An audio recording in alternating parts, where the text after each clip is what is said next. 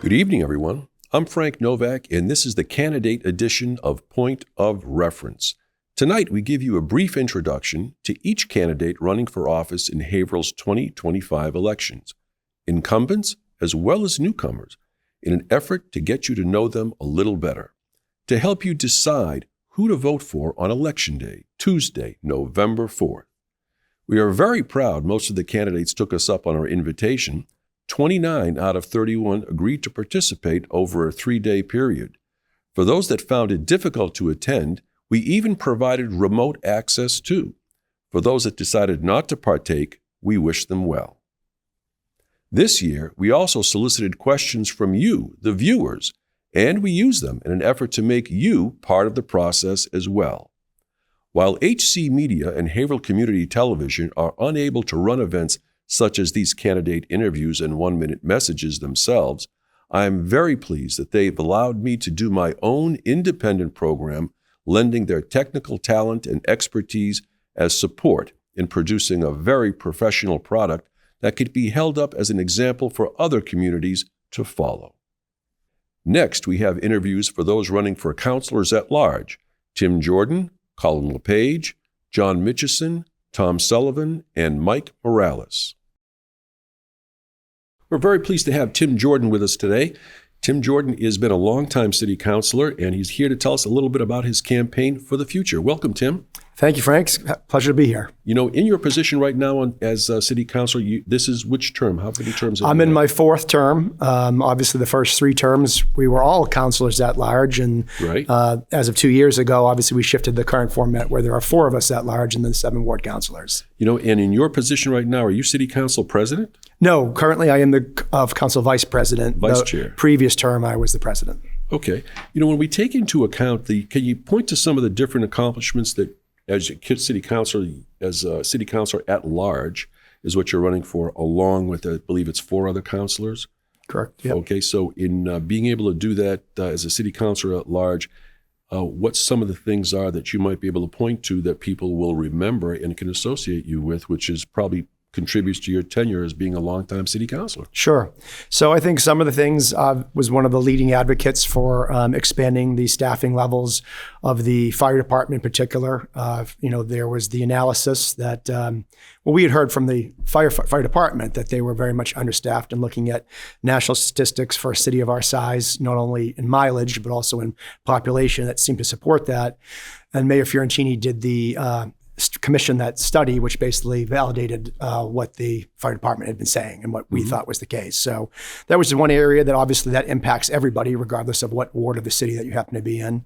Another item that I kind of have pushed for, and I'm happy to say that it's been adopted, was in the past when we would have projects come before us, some large scale projects, what we heard from the previous mayor was, we have a housing crisis, so you just need to support this. And all we would get is the amount of anticipated tax revenue that project would bring. What we didn't get was what are the costs that go along with this, the impact that it's going to have on our infrastructure, whether that be police, fire, our roads, water supply, et cetera, et cetera. So I advocated for, along with Councilor Mitchison and Councilor Lewandowski, that we have an independent analysis done for any potential projects coming forward, so we know what the impact is going to be, not just in the short term, but the long term impact, and then to take it a step further to try to see what can we do, what can we require from potential developers to try to make any potential housing projects at least revenue neutral for the city.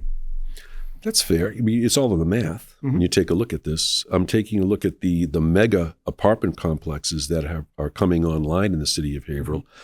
If I'm not mistaken, I think there was, I'm not going to say it's a prerequisite, but there was a likelihood that it was going to have not as heavy an impact on schools, even though there are going to be hundreds of units, because those units were basically targeted for young commuters, if I'm not mistaken. That's correct, particularly for some of them, like the Beck, for example, the one that's at like the former Skateland site. The Procopio company that did that project, their track record is that they do a lot of projects like that are right adjacent to commuter rails, and that who they are targeting certainly seems to be people who are just want that easy transportation in and out of the city. There are not as many, usually a lot of studios, 1 bedrooms, which aren't going to have as many children. So it's anticipated that it will have a lesser impact. I will say it seems like what you hear from the developers and what you actually get, in fairness, is it's often more children in the school system. And I'm certainly not anti-children. My wife and I have 4 of them. But, that's been part of the calculus and the analysis that we've done as a council in approving certain projects to try to certainly factor in what's the impact it's going to be in the school system and can we support that? There's always theory and then there's reality. Correct. Okay. And those two sometimes aren't exactly the same. I get it. When you refer to the study for the firefighters and being able to increase that, and you referred to a study, who was that study? Is that an impartial study, or who made up that study? Yep, it was an impartial study. Mayor Fiorentini, because again, myself and others have been advocating for increasing the staffing level. We had been increasing our population quite a bit, and yet the staffing level hadn't been increased. I just mean if that study was made up of people that were former firefighters, it seems like they're going to say, yeah, you need more firefighters. That's what I'm getting at. That's what you're getting at. Well, I will say this, that the firm that was hired by Mayor Fiorentini. So he selected the firm that did it. And I believe, yes, one of the people on there, I believe the head of it happened to be a former fire chief. I don't remember where. It wasn't anywhere here in Massachusetts, but it was who he selected. The fire department did not get to select who it was. So Fair enough. When we take a look at the upcoming budgets, there's a concern that I hear from other councilors that are running that you're looking at maybe the city of Haverhill falling short relative to federal and state monies coming in. Mm-hmm. And that being the case, that hasn't been officially set, but are you trying to gear up or getting ready for that possibility if it comes down the pike? Because being on the city council and being vice president of the city council, as you know, and the public should know if they don't, that the mayor can make up the budget, but you're the folks that approve it. That's correct. Yeah. So certainly something that we're very cognizant of and trying to be prepared for it as best you can. There's certainly a lot of uncertainty on that, particularly for the federal dollars that we may or may not be getting and what may be cut. On the state level, that's also going to be in question. I know that our CFO basically has, the way the current tax levy is, we're roughly 2 million or a little bit less than that under the levy, so we're not taxing to the levy capacity. Mm-hmm. So there is that ability to potentially tap that if need be to provide city services.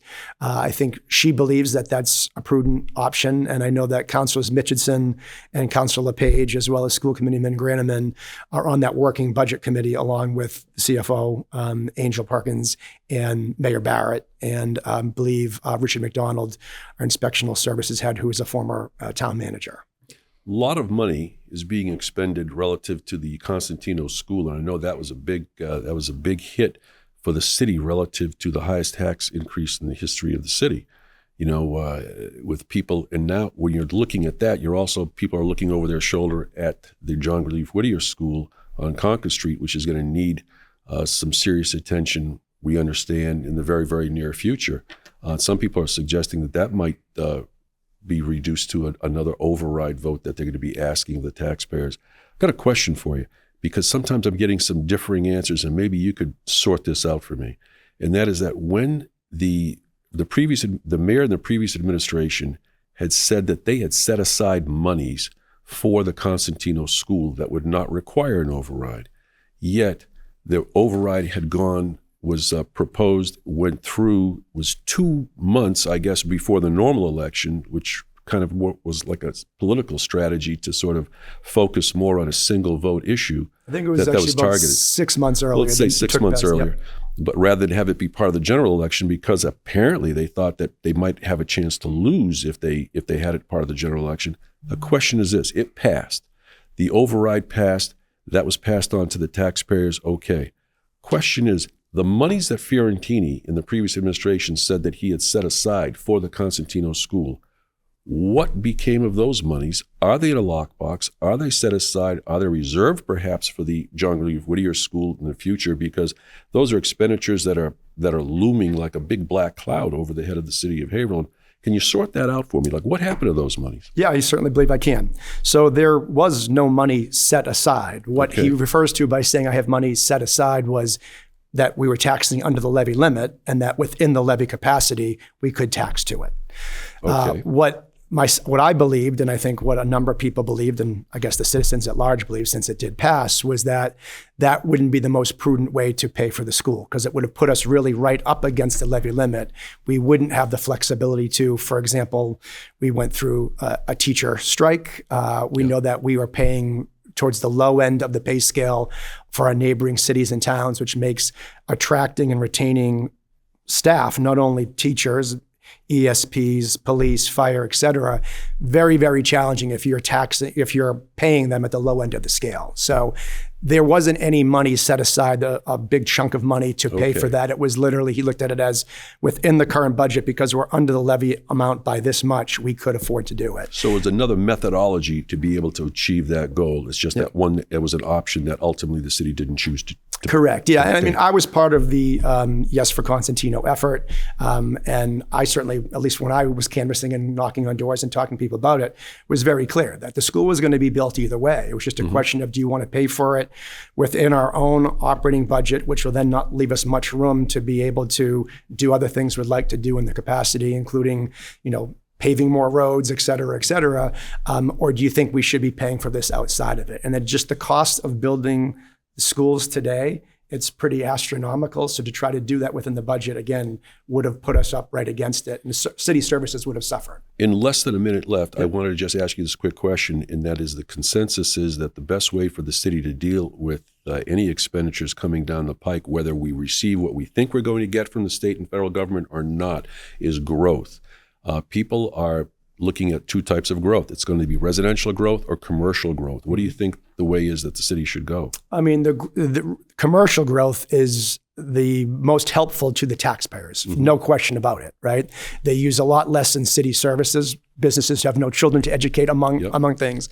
There are less calls to businesses, certainly from a police department, but it also provides more jobs, jobs for people. And we've heard from numerous people about the amount of people in Haverhill that commute, go into Boston or commute an hour plus away to get a job. If you can have a job closer to home, you can save a couple hours a day in travel time. That's certainly improving the quality of your life, for one thing. The other part of it is that currently our businesses, for the same valuation as a residential, are paying 63% more on their tax bills. So no question about it, to help get relief for our existing taxpayers, more commercial growth is the most helpful. Okay, that'll have to be the last word. Okay. Tim Jordan, thank you very, very much for being here and for giving us your insight in your campaign for City Councilor at Large in the City of Haverhill. Thanks for having me. I appreciate the time. Thank you. We're very pleased to have Colin LePage here, longtime city councilor, running for re-election as a councilor at large for the City of Haverhill. Welcome to the program, Colin. Thank you, Frank. Glad to be here. I noticed in your campaign literature, you have a big, big, big smile. Okay? Tell us, what are you so happy about relative to your running in the City of Haverhill and what's transpired so far? Because this is going to be your 7th term you're running for, am I right? I'm running for my 8th. I'm finishing your my 8th 7th term. Okay, so that's fine. And you're smiling because?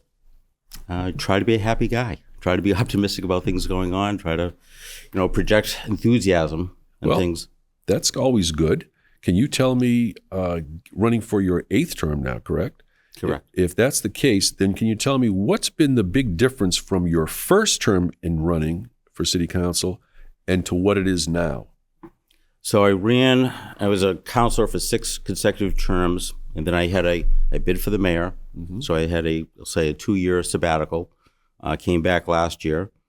The biggest change I can tell you is we've had a change of mayors. We had a mayor for 20 years. I worked under that administration as far as a city councilor and looked through the budget, looked through all the different things that were going on, the difficulties that we had.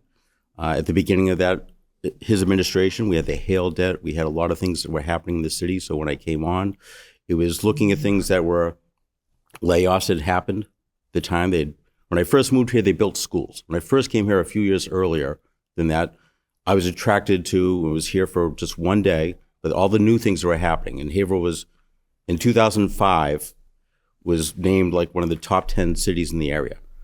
And I came here in 1997. I'm sorry, that was in 1995. That's when it happened. I think it happened again. But I ran in 2010 and was elected. and I ran on doing things better than what was done because we'd had some issues and all. Curbside recycling was one of the items I brought forward with Team Haverhill and found that that was a better way of doing things that we could save money. So I kind of took that on as something as looked at the budget to figure out ways that we could save money because we were told that we really didn't have much money to begin with, that we were taxing at that time to the maximum limit we could tax, and that we still weren't able to provide all the services for folks because of the layoffs we had, the hail debt that we had, and the other issues in the economy. Now you bring that to present day. And tell us, based upon your experience, and we know you don't have a crystal ball, but based upon your experience, what are the projections that you think we should prepare for in the future for other future terms, whether you happen to pursue those or not? I think, and again, I'm going to go from one administration to a new administration. So this administration, I work with the mayor on her budget team as we look through things. So they're not the things that I found in the past. The things I literally would find in the budget is looking through line items and saying and questioning what that was, or funds were not always allocated or shown where they were going. So to be more transparent, this administration, myself, Councilor Mitchison, School Committeeman Tom Grenneman, are on the mayor's budget committee.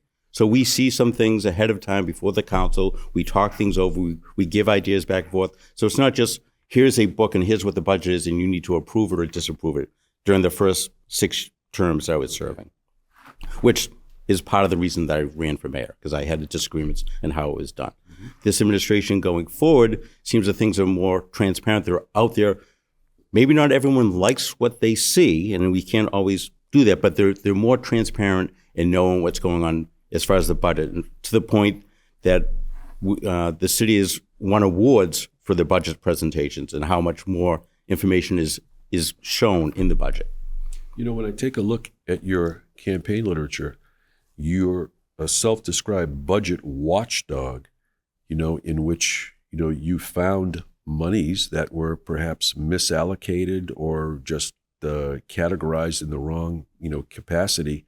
And being able to scrutinize those figures, you are focusing that eye again and again and again on every budget, correct? Correct.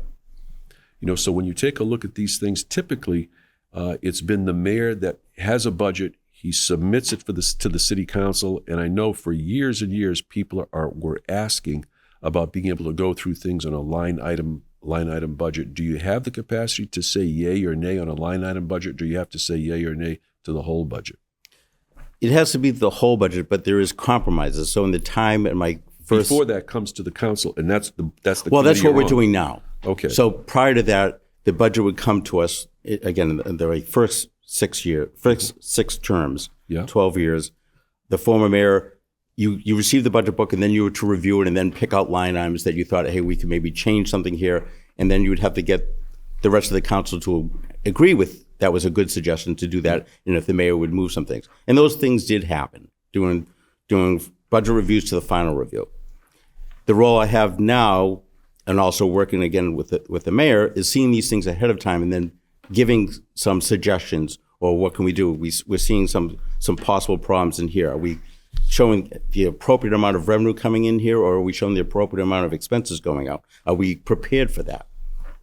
So, okay, go ahead. In the past, this is all that there could be, other than, and I appreciate you saying that I found monies in other places that say, no, we could do this. We could either save the taxpayers' money, or we could afford more police staff. We could afford more fire. We could afford more equipment. We could afford more teachers. We had health teachers that were cut out of the budget before I was ever on the city council. And then the money I found helped reinstate that we do have now 4 middle school health teachers. So there were things that were cut in the past, that new eyes looking at things and saying, okay, do we still have to do this just because it happened before things change? So going forward, I think things will be looked at with a different set of eyes, and then we'll have new challenges and new things that come in front of us that we have to look at and say, okay, are we allocating money appropriately? So in essence, in short, correct me if I'm wrong, you take a look at where the monies are allocated, and sometimes if you're able to rearrange how those work,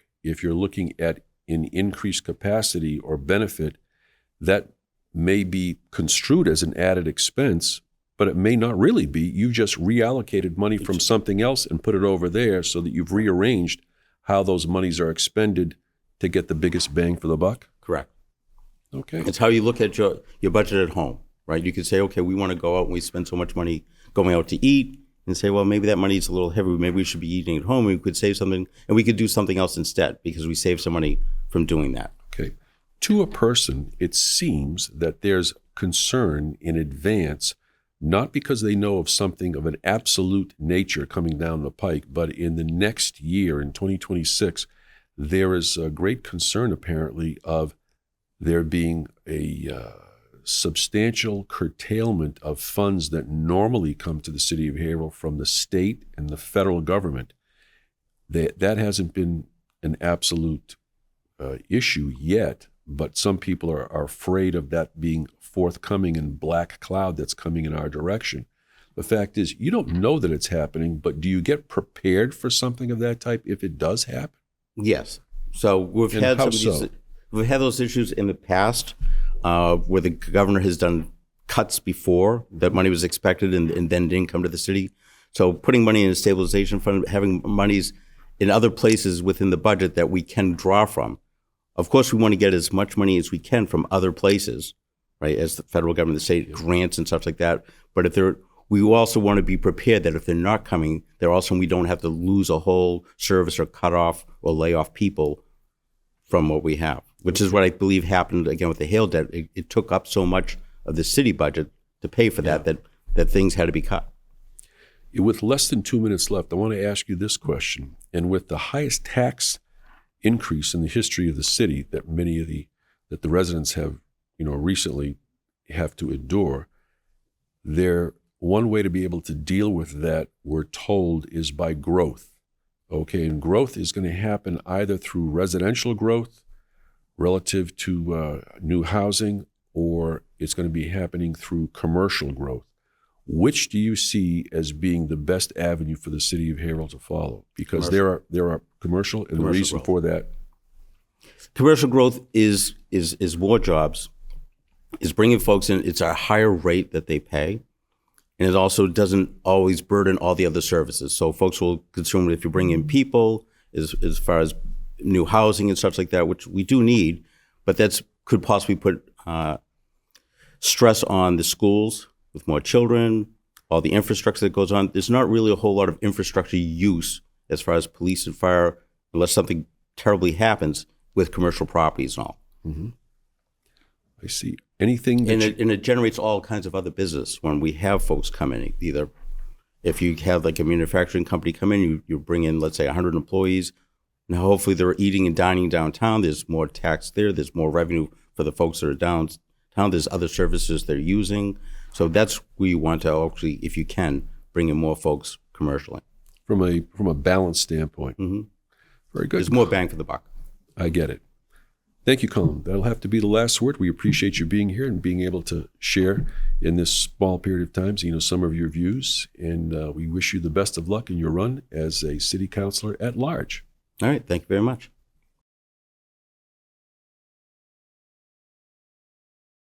Longtime City Councilor John Mitchison is running for re-election as a councilor at large. We welcome him here today to be able to answer some questions. Welcome to the program, John. Thank you very much, Frank, and thanks for all the years that you provided this community service. Well, my pleasure. My pleasure.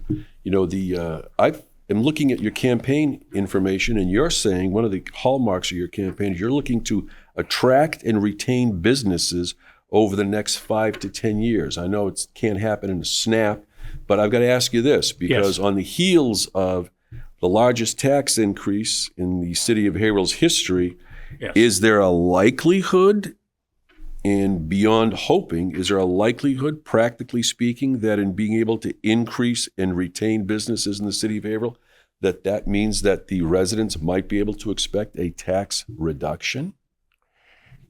I think that the next few years will probably be somewhat slow, right, because of the economy. Mm-hmm. The other area that I was working to try to put Haverhill in a good position for was life sciences and biotech. And since then, they've been getting hit very hard.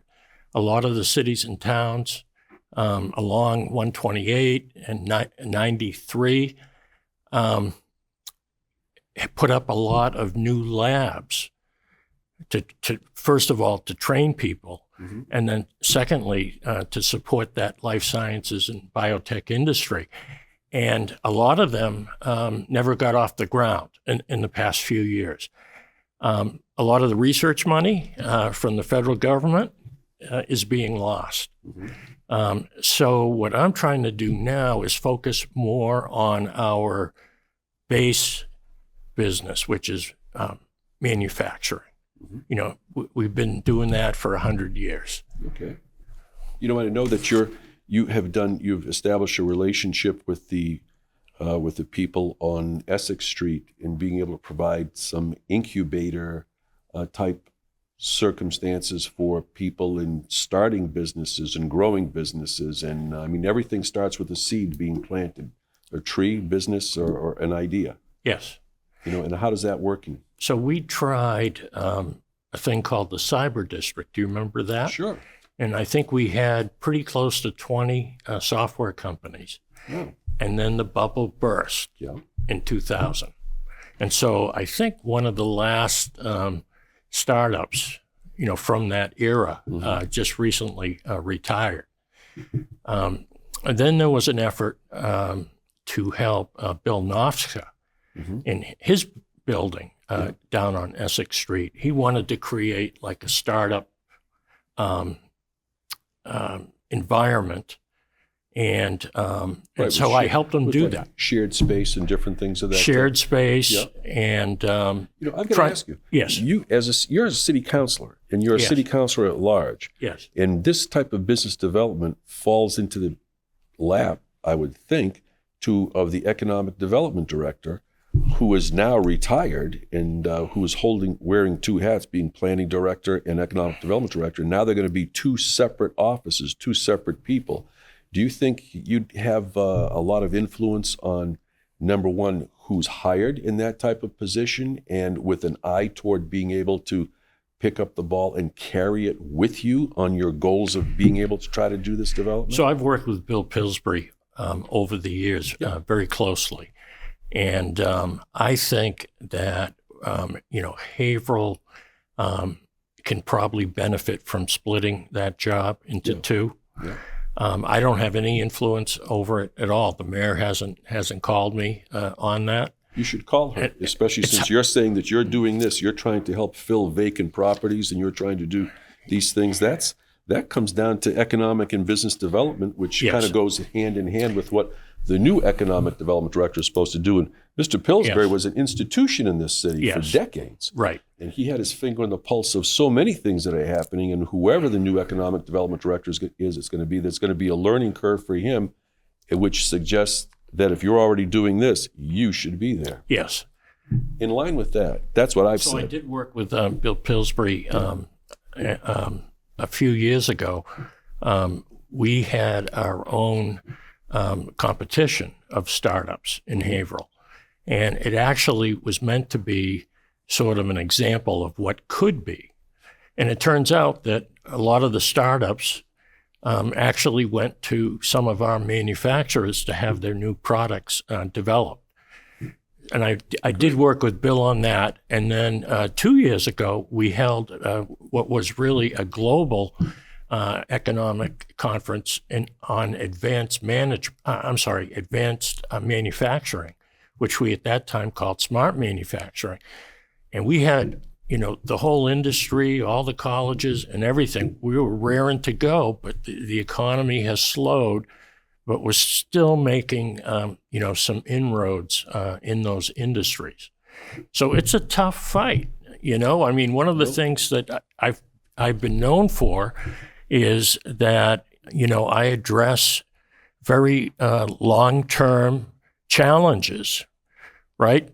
And as JFK said, not because they're easy, but because they're hard. Yep. And so I appreciate you bringing this up, because I've been working on these things, some successes, some failures, but it's a long-term commitment. But you don't know unless you try, and who knows, among the group may be the next NVIDIA or Palantir.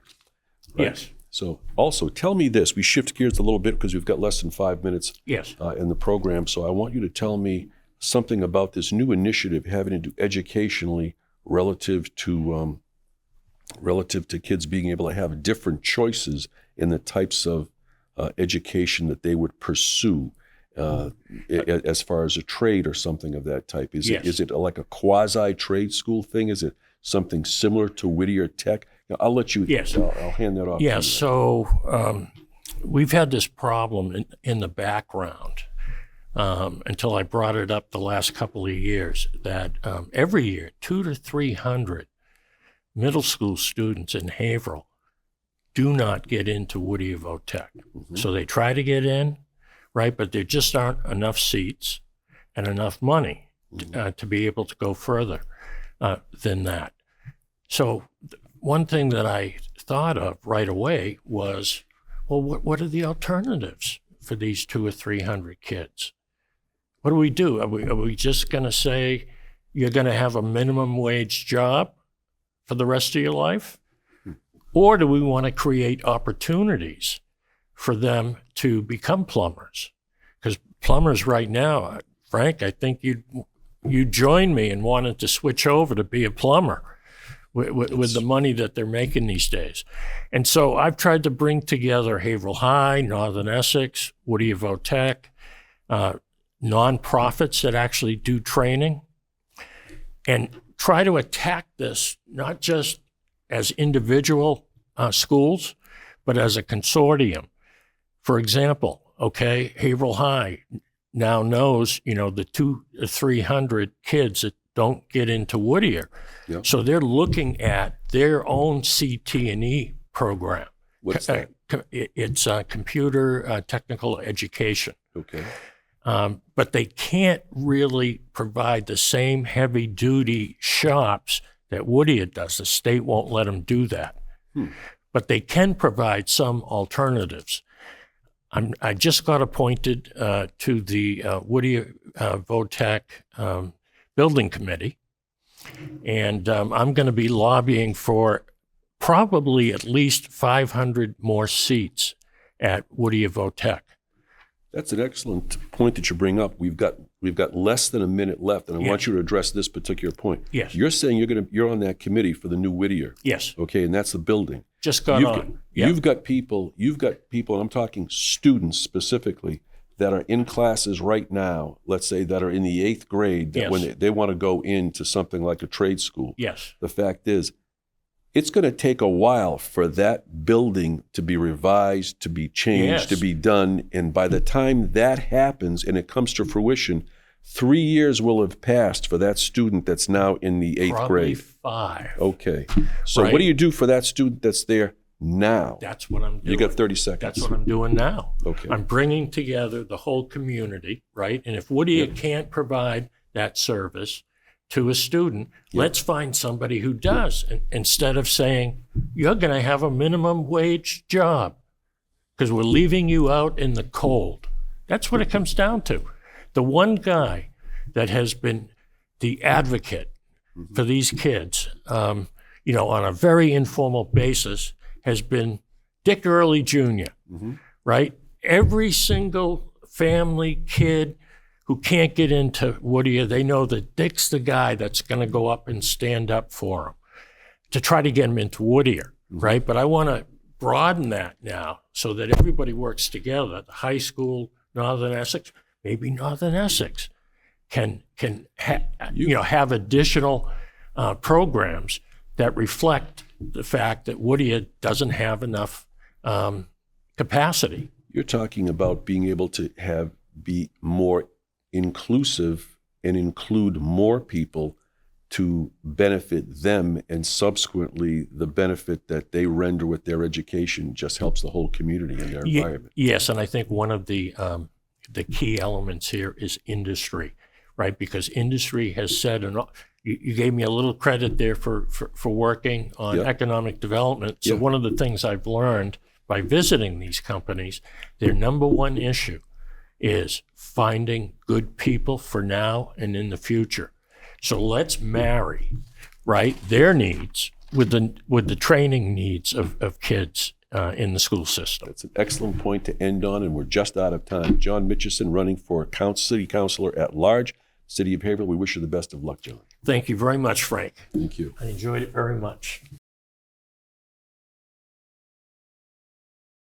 Joining me right now is longtime City Councilor Tom Sullivan, running for re-election as Councilor at Large. Welcome to the program, Tom.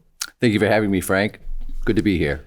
Thank you for being here. If you could tell me, what do you think some of the biggest challenges are that are going to be confronting the city and the city council? Because council, they're the group that approves the budget. So what do you think we're up against? I think the biggest challenges facing us immediately are going to be food shortages and hunger, housing and lack of availability still, and healthcare and lack of healthcare coming up. And what do I mean? Apparently we are going to be subjected to some cuts that are being caused by federal cutbacks to the state. And the state now has a $3.7 billion hole in the state budget with federal funds that would have come to programs that benefit the citizens of the city of Haverhill. Those are the greatest challenges that lie ahead, and we need to figure out how we're going to not only address those challenges, but make sure that people in Haverhill have enough to eat, have a place to sleep, and have adequate health care. You know, when you talk about that, that's a pretty hefty number that you mentioned that will be coming up short relative to the benefit of the city of Haverhill. Is there any indication that we'd have to go back to take a lesson 20 years ago from when Mayor Fiorentini first took office with major layoffs and cutbacks and consolidations? Hopefully we can avoid that, and we are not there yet by any means. But if the level of support coming from both the federal and the state continues to decline year after year, there is no doubt that we will have to shrink the government and shrink our ability to provide the services that we currently do. My major concern is, at what point does it impact basic services that everyone benefits from? And I really worry about that. And I want to be a part of trying to resolve these issues, because I do believe that here at the local level, our city government is good. We get along.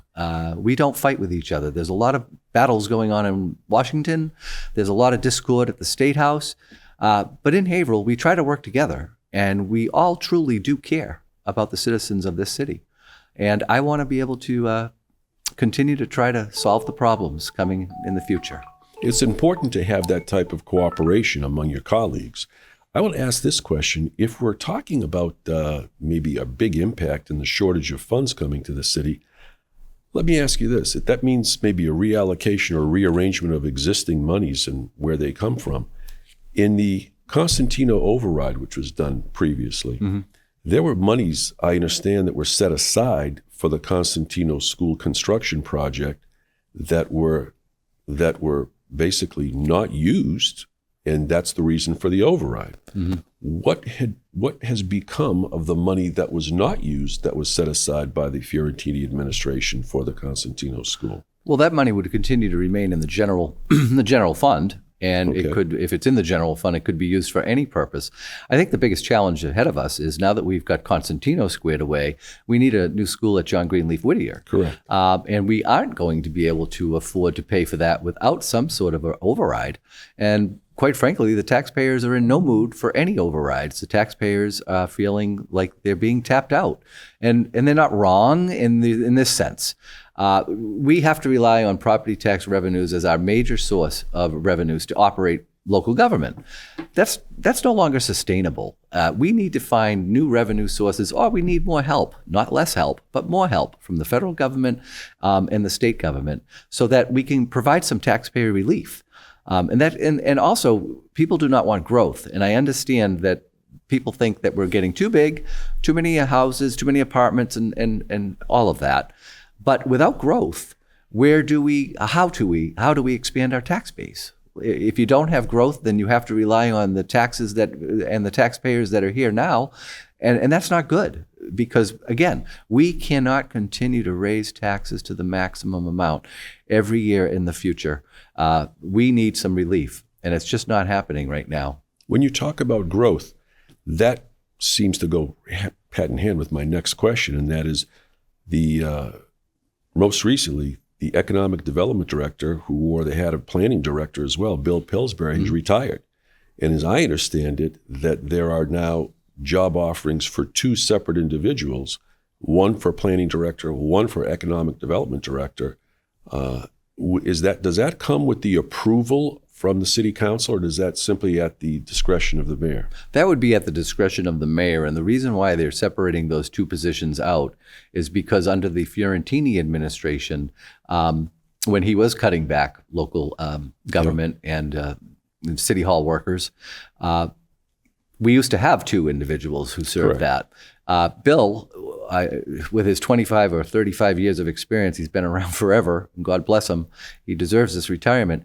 Bill was so experienced, so knowledgeable, that he was able to do both of those jobs because he had been around for so long. So we were fortunate that we had an individual who could actually handle and oversee both of those functions.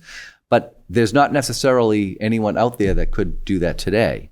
We don't know that person exists. So I believe that's why two separate positions are being proposed. It seems prudent. I'm just figuring that given the fact that you're looking at growth as the biggest thing to try to balance off a larger burdensome expense to the taxpayer, that means that who is hired to follow those tasks, those particular job descriptions, has to be right on the money and at the top of their game. I agree. I definitely agree. With the Haverhill is not looked upon, but I argue that should be looked upon as pretty much a college town to some degree, because you do have North Point Bible College in Bradford. You do have Northern Essex Community College as well. And we did have for a while a satellite campus for University of Massachusetts. Right. And while you talk about nationally speaking, there's a certain cachet that comes along with any community that happens to have a college within their boundaries. But the city of Haverhill never seems to capitalize on that benefit as far as education is concerned. And I had at one time, I was asked, as being part of a focus group at the previous administration's office, mayor's office, about what benefits do you think you could tout for the benefit of the city of Haverhill? And I waited and I looked around. Nobody was saying anything. And I had said, if you have nationally recognized, if you have a college in your town, suddenly that elevates that community. Now we have two colleges. We had three. I said, name me one other community between Boston and the New Hampshire border that has three colleges. Right. Nobody could do it. Yeah. So, essentially, given the diversity, the socio and economic diversity we have, and the educational opportunities we have, it almost seems as though it would be something like Cambridge North. But wouldn't people look to try to capitalize on that, or basically up the game to some degree? Well, I agree with what you're saying about the universities or colleges that we have here. They certainly are not Harvard or MIT, but we are a college town. But more importantly, we're a city of 35 square miles. We have more parks and recreational facilities than any other community in our area. And I think we should be capitalizing and promoting what we have to offer for outdoor activities here in this city. No one else has Winnie-Kinney Castle. We do. And people who might not know, Winnie-Kinney Castle and Winnie-Kinney Park has been a focal point of my time as a city councilor. But even before that, I was on the Winnie-Kinney Foundation back in 2005. I did not get onto the city council until 2012. But we're blessed. We're blessed with a lot of open space, a lot of parks, recreational facilities.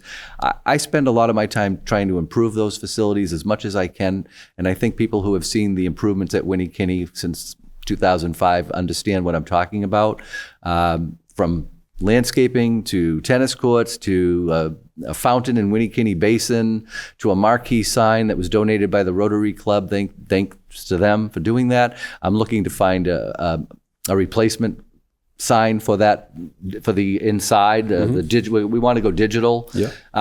There's a series of things that I get involved in as a city councilor that I don't necessarily have to be involved in, but it's because it's my passion to make Haverhill better.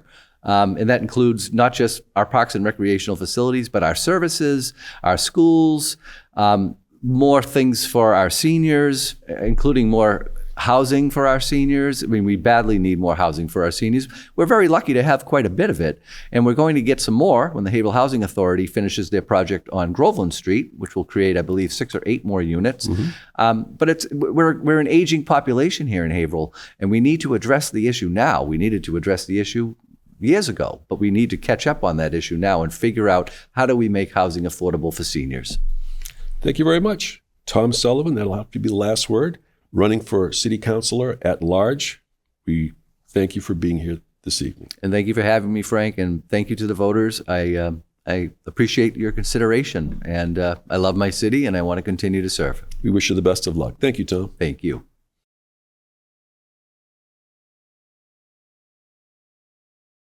Mike Morales is with us today. He's making his second run at a city council seat, this time as a councilor at large, and we're very pleased to have him here with us to share his views with the voting public. Welcome, Mike.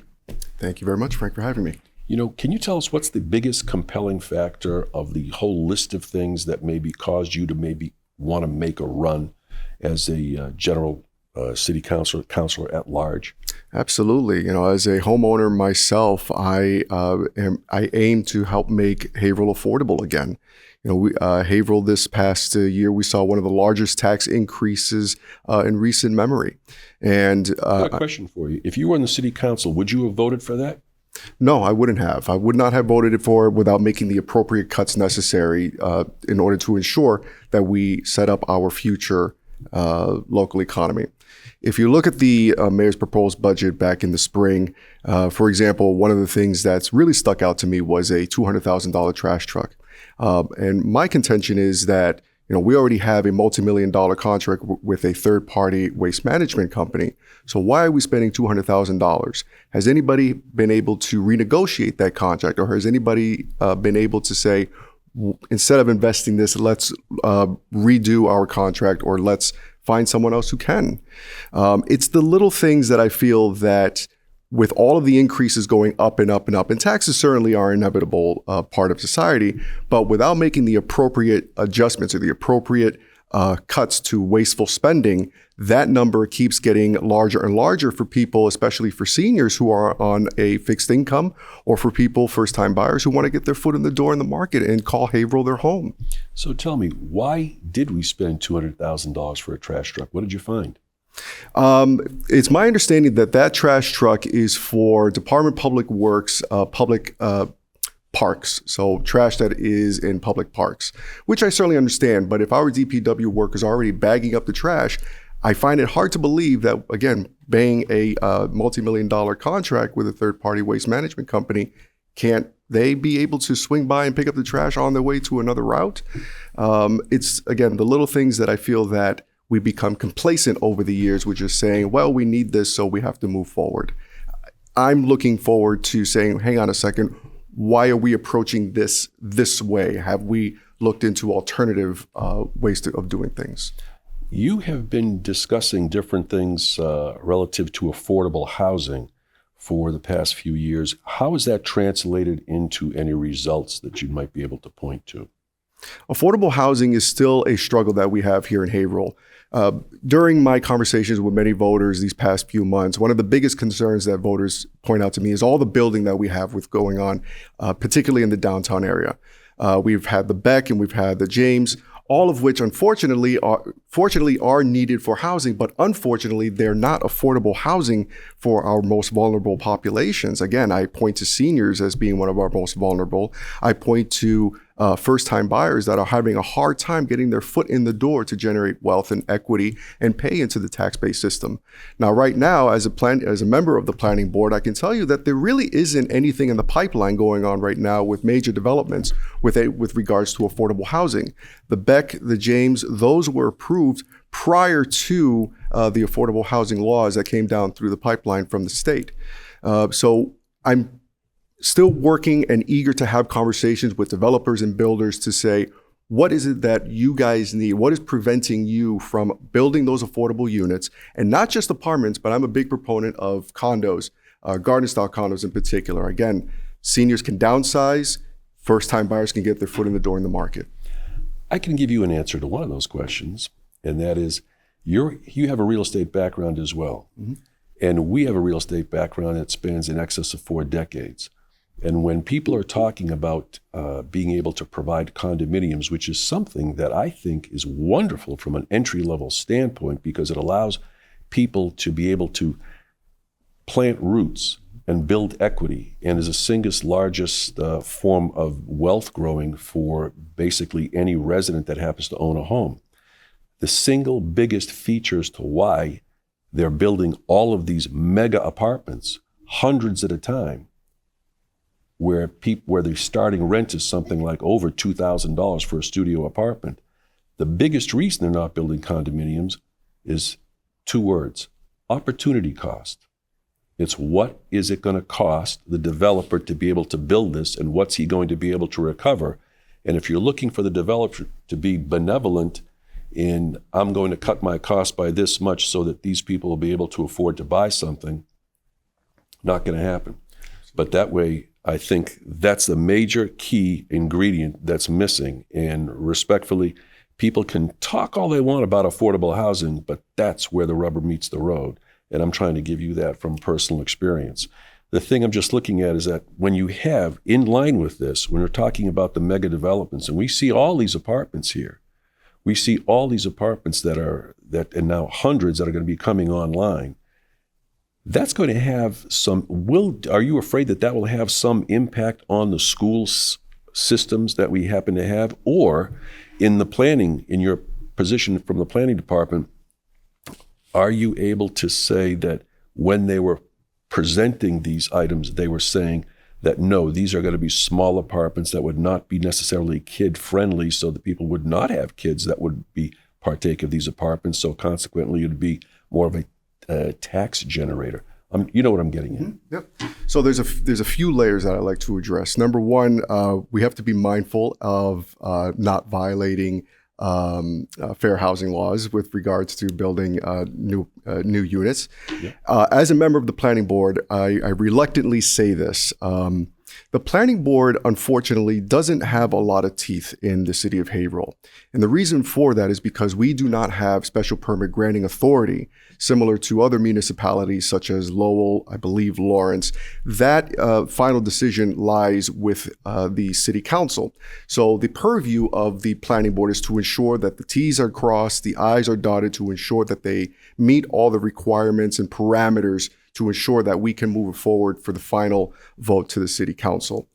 Now, with regards to developers, I absolutely agree with you that developers and builders are feeling the pinch as well. I mean, especially with the cost of building materials and the cost of land itself. I'm a huge proponent of zoning reform.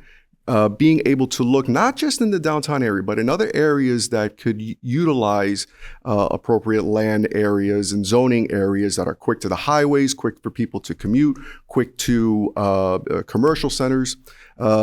And I've been a huge proponent of zoning reform. And now where I live over in the Ayers Village, for example, it's very rural. There's a minimum requirement of, I believe, 2.36 acres required to build one home. Well, how much does 2.36 acres cost? We're talking probably at least $500,000. And the only way for a developer to come in and to make sure that they meet their bottom line is they build those McMansions that everybody loves. So number one, we need to readdress our zoning reform. We have to reform our zoning, Those zoning reforms happened in early 2000s, I want to say in 2001, to actually slow down the rate of housing production at the time, and it worked. So I'm looking at it coming in from a fresh start and a fresh perspective to say, okay, let's bring it back to basics. Now, the other thing with regards to landlords, I certainly want to incentivize for landlords to maintain units at an affordable level. I'm a huge proponent of the good landlord tax break, which basically says that if you are a small-time landlord, you have, let's say, a 3-unit building, if you keep your rents to a certain affordable level, not to exceed a certain percentage increase year over year, I want to say it's around 5%, similar to rent control, that would provide the landowner the incentive to provide those breaks for their tenants and ensuring that they meet their bottom line as well. Okay, we've got just about a minute left. on something of this type. And one of the things you also have in your website for your campaign makes reference to giving first responders what they need. Mm-hmm. What do they need? Less than 30 seconds. Well, first, the fire department is going to need a new fire station in the not too distant future. If we don't start approaching our budget system now to ensure that we can afford that in the few years, we're going to wake up one day and say, holy crap, how are we going to afford this? We can't do another debt exclusion. We can't do another override, because at what point does it stop? We already did it with Constantino. Yes, it's very much needed.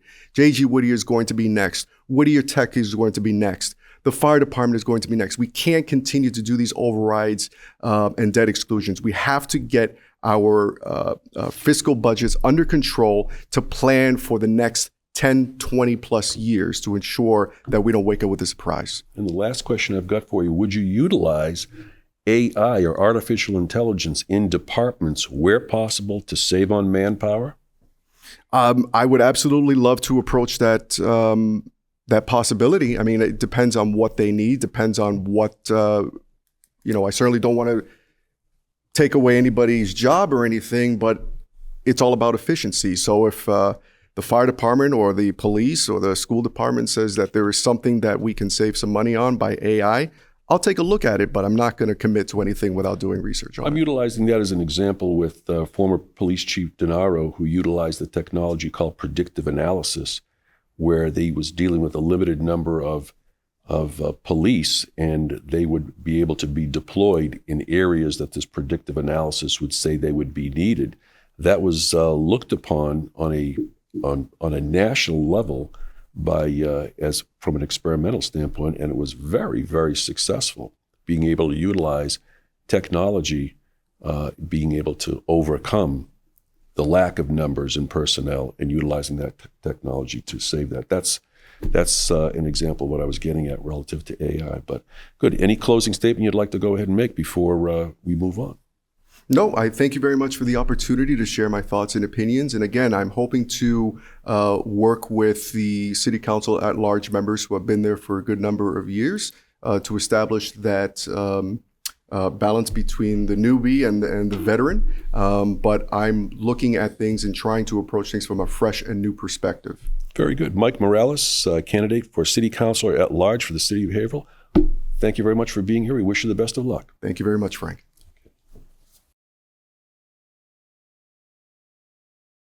We hope that these interviews have been a point of reference for you in the upcoming elections. And until next time, my name is Frank Novak, and thanks very much for watching.